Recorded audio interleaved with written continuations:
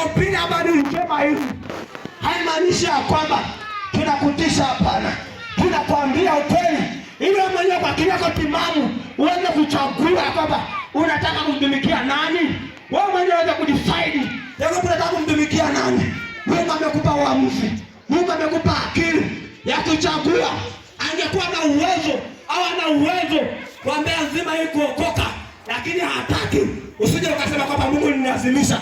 Yeye anataka wewe mwenyewe kwa akili yako timamu, kwa kupenda kwako uchague ya kwamba aidha mimi nataka jehanamu au nataka uzima wa milele.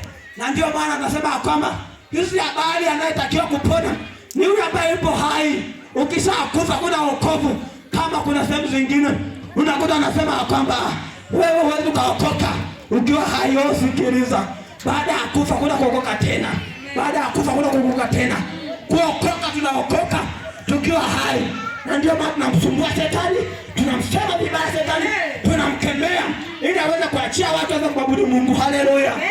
Ni wewe tu utagundua hii siri ya kuwa huru, siri ya kumpokea Yesu. Siri ya kumpokea Yesu ndio siri pekee ya kumshinda huyu mwovu, ya kumshinda huyu mwovu, ya kumshinda huyu shetani, ya kushinda dhambi. Ni kumpokea huyu Yesu. Nimekwambia kwamba shetani hata kama ungetea huruma ya kama maskini sana, hata ni vitu kama hivyo.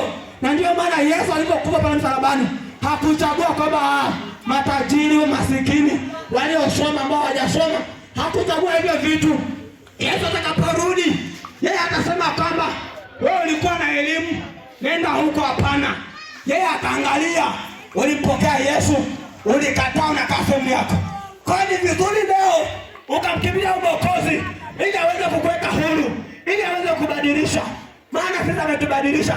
Hatukuwa hivi tulivyo, hatukupenda kuwa hivi, lakini tuliposikia ya kwamba Yesu anaokoa, ya kwamba Yesu anabadilisha, wewe tukamkimbilia Mwokozi, mtu wa Makibete. Haleluya, haleluya.